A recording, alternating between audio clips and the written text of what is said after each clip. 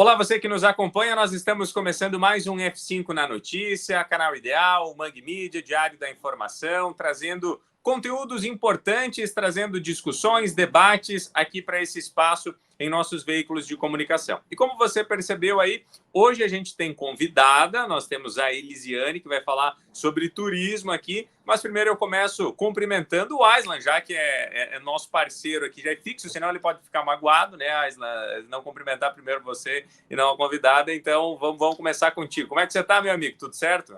Tudo bem, Éder? Um abraço para você, abraço para todo o pessoal, toda a audiência que nos acompanha. Imagina, cara, eu tô louco para falar com a Elisiane e eu quero aprender muito aí sobre turismo. Nós, em particular, aqui em Mangueirinha, temos um potencial gigantesco a ser ainda desbravado e eu tô ansioso para falar com ela.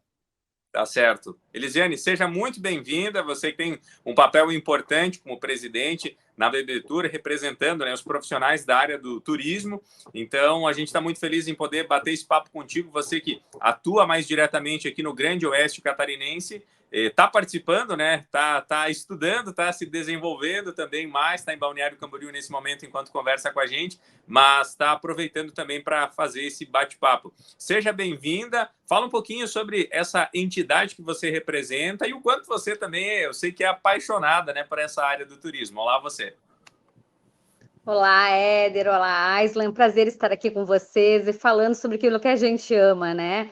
Então, hoje eu estou presidente da Bebetour na seccional aqui de Santa Catarina, é uma entidade que representa todos os profissionais e os bacharéis de turismo do estado, e tem hoje no Brasil 12 seccionais, então, atuantes.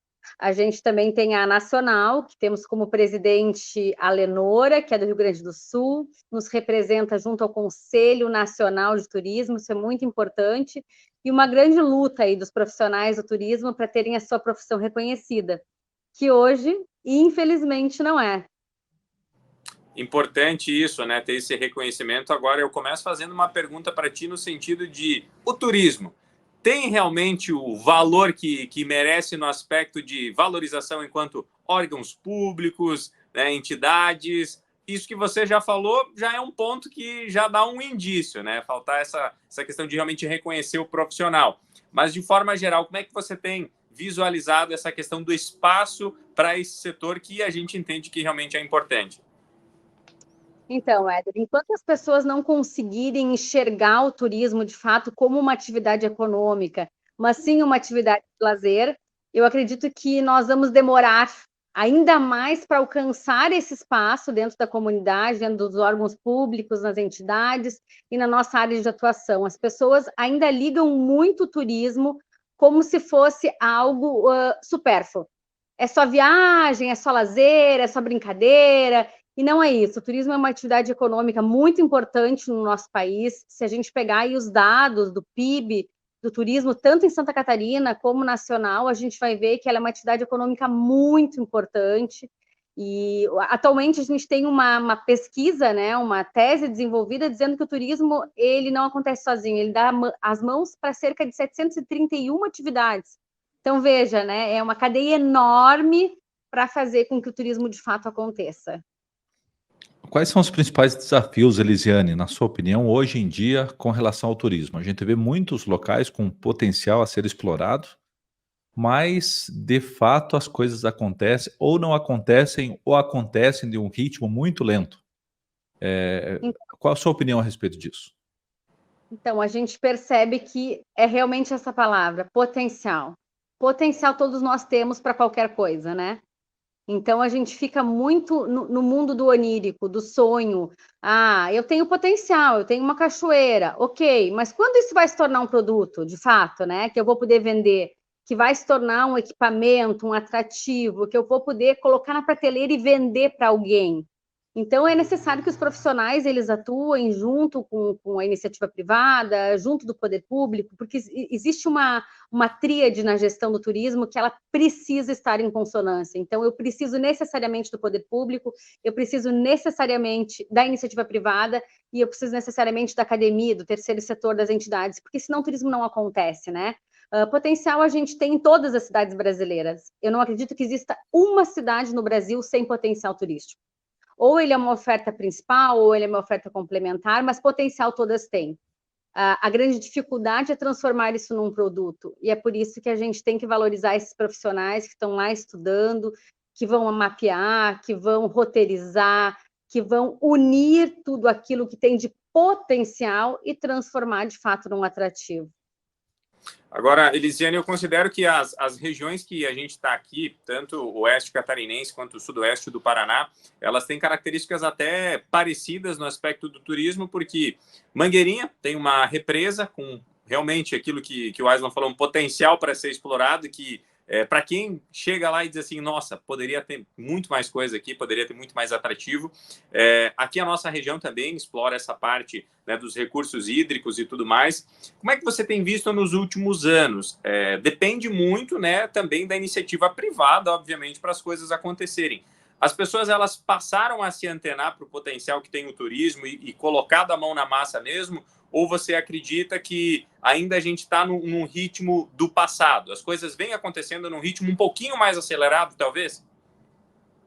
Eu acredito que sim, Éder, e a gente percebe pela região turística do Grande Oeste. Então, a gente começou a se estruturar melhor, ela já existia desde 2009.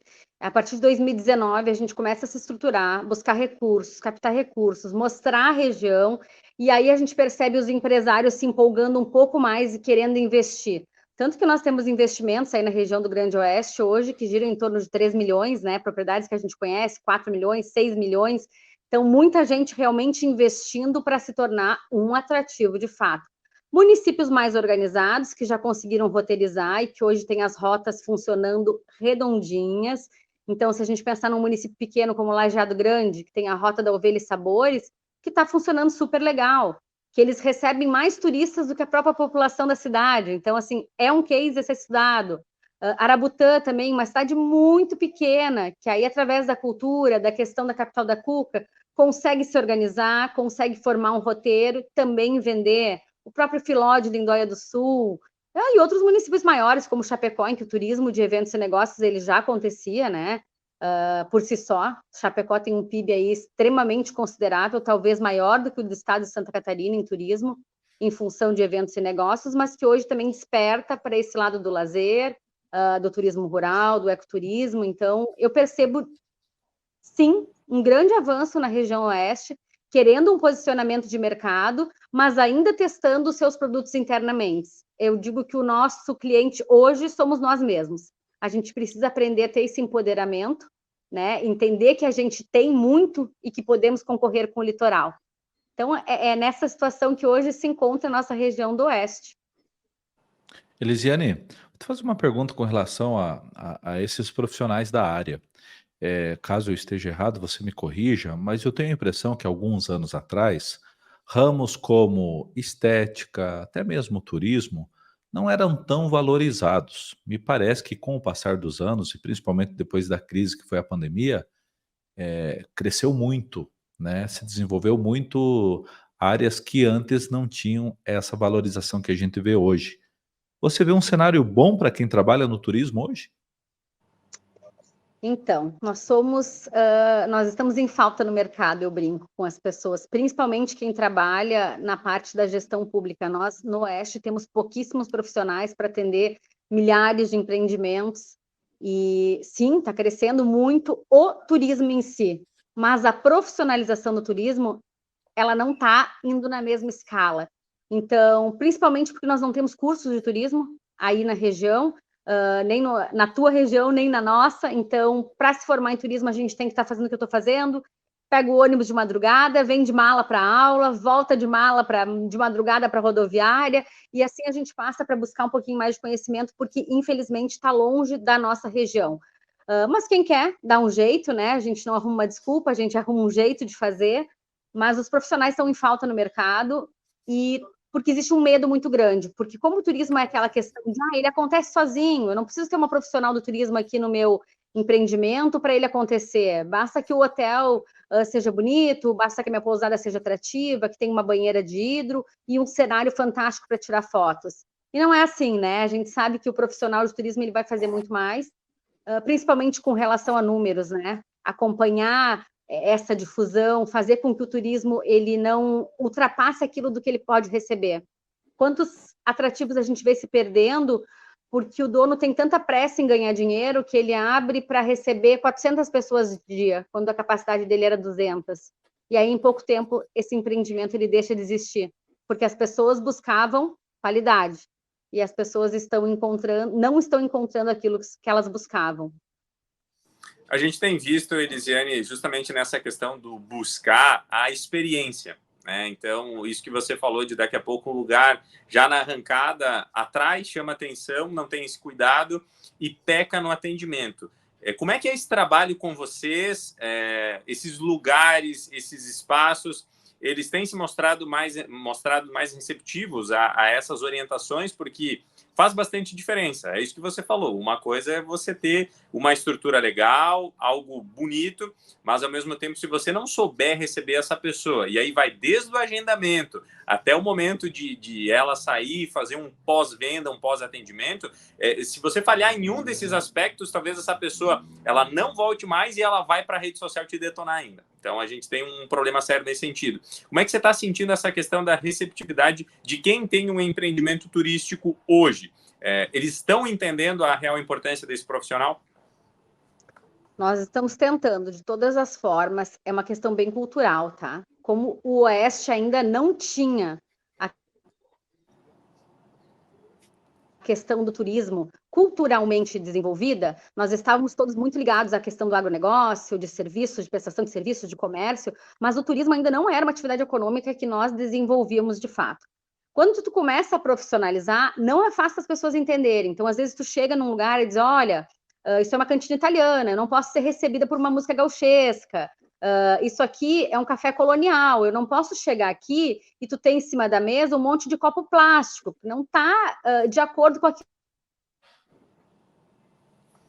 que passar, que é a questão da sustentabilidade, ambiente. Eu preciso ter uma série de detalhes, porque o que o turista busca? Além de viver a experiência, ele quer viver melhor do que ele está na casa dele. Então, assim, em casa pode ser que ele não jogue, não separe o lixo do orgânico, do não orgânico, do reciclado, mas ele vai naquele ambiente que está dizendo que trabalha o ecoturismo e ele vai querer ver tudo isso. E ele vai querer viver essa experiência. Então, quem tem um empreendimento turístico ou quem quer investir em turismo, precisa ter isso muito claro. O turista vai buscar o a mais, sempre o a mais. Então, eu preciso estar preparado para tudo isso. E aí a gente tenta, né? As capacitações que a gente oferta enquanto instância de governança, elas são mensais. O Éder acompanha o nosso trabalho aqui na região mais de perto. Te convido a conhecer também, Isla, essa questão aqui do que a gente tem trabalhado. Tem sido um case de sucesso nacional, tanto que nós somos constantemente chamados pelo Ministério do Turismo para falar sobre todo esse processo que é feito dentro da região do Grande Oeste, e a gente espera que daqui a pouco tempo, não muito, né? Não tão pouco tempo assim, porque precisamos estar bem organizados, com a casa bem arrumada para poder botar esse produto na prateleira, mas eu acredito que mais uns 2, 3 anos e o Oeste tende sim a se tornar um destino competitivo com o litoral. E como a gente precisa de que se espalhem pelos diversos cantos do nosso país mais pessoas como você, viu, Elisiane? Porque, de fato, a tua fala me chamou a atenção quando você fala que o turismo ainda é tratado com muito amadorismo, né? Quando você fala das prefeituras municipais, muitas vezes é um companheiro político que é encaixado no turismo ali, e por mais que tenha uma boa vontade, né, não se trata de forma profissional, algo que é tão importante realmente, né? Isso eu acho que acontece na maioria dos municípios brasileiros ainda.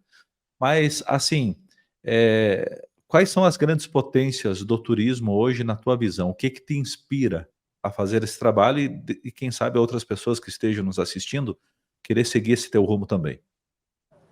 Então, a primeira coisa que eu venho te dizer é que realmente essa parte do turismo não ser profissionalizada é muito triste para nós, enquanto profissionais. Tu vê que numa extensão de 35 municípios que eu atendo, nós só tínhamos um único município que tinha um profissional concursado, que era Chapecó, e hoje nem mais em Chapecó nós temos. Então, dos 35 municípios que eu atendo, nenhum tem profissional do turismo.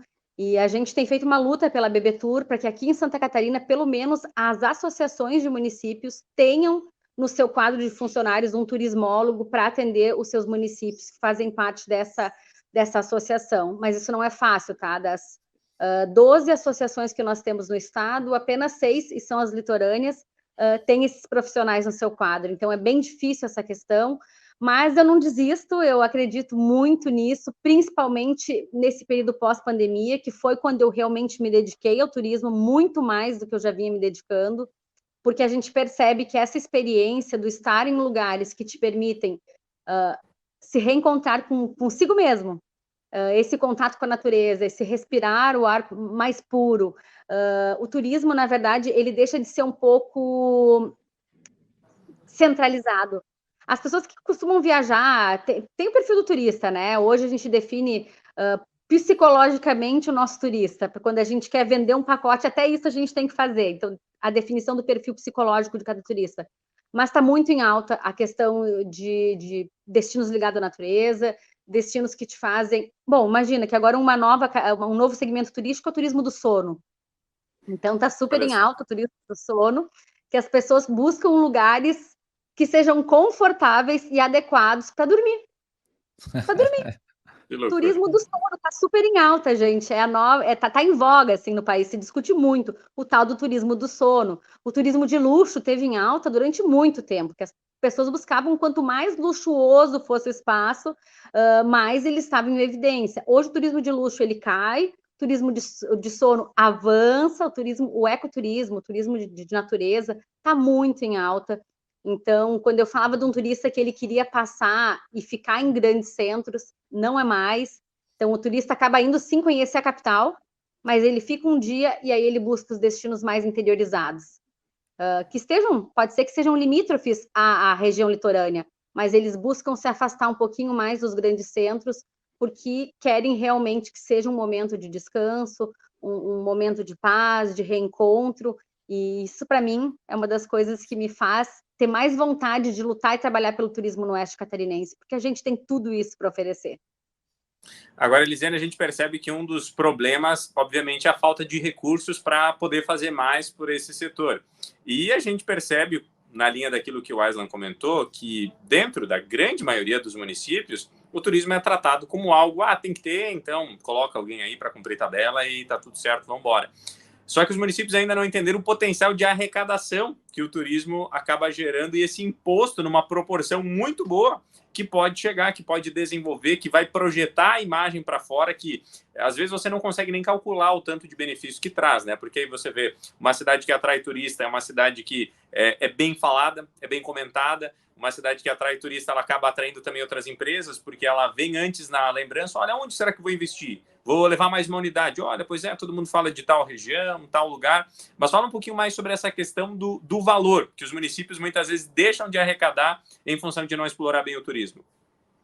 Então, a gente tem na cadeia turística, né, a questão do ISS, que qualquer gestor deveria saber, né, que é a arrecadação do Imposto sobre Serviço, que é gerado automaticamente, fica só no município, ele não vai para o Estado, não vai para a federação, então, quem pernoita no município gera ISS, independente do motivo pelo qual ele vai pernoitar, esse é um imposto que a gente precisa captar. Eu brinco que Xanxerê não tem turismo de lazer, mas que a gente tem alguns segmentos turísticos que são já consolidados, que é o turismo clínico-hospitalar, e as pessoas ficam me dizendo, existe turismo clínico-hospitalar? Sim, existe. Xanxerê tem essa atividade consolidada, porque a gente atrai muita gente em função do Hospital do Coração e também das cirurgias vasculares, e isso gera muito ISS, porque as pessoas têm que ficar, no mínimo, com um acompanhante 7 dias. Então, 7 dias de ISS gera muita receita para o município. Eu, enquanto gestora pública, faço esse acompanhamento semestralmente. Então, semestralmente, eu separo alguns quinais e eu verifico quanto o município de Xanxerê está arrecadando. Hoje, o que se investe em turismo em Xanxerê não é nem 1/5 do que a gente arrecada só do ISS, sem contar o ICMS, que vem dos restaurantes, dos postos de gasolina, da farmácia, porque o turista que vem, seja clínico hospitalar, ele vai comprar um remédio quando ele sair do hospital, ele vai abastecer o carro para voltar para casa, ele vai no supermercado em algum momento, talvez esqueceu de comprar uma calça, uma calcinha, um lenço, enfim, ele vai sair para comprar algo no comércio local, e é por isso que é difícil se calcular o PIB de turismo, né? Porque ele envolve tantas atividades que é difícil a gente mensurar o quanto um turista deixa no município.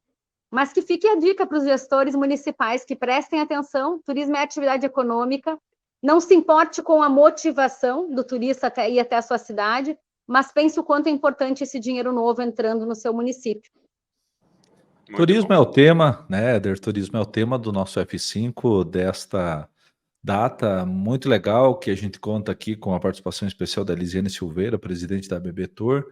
Éder, eu me dou por satisfeito, infelizmente nosso tempo realmente é curto, agradeço a Elisiane aí e entendo que em outras oportunidades, com temas mais específicos, ela será muito importante participar com a gente aí.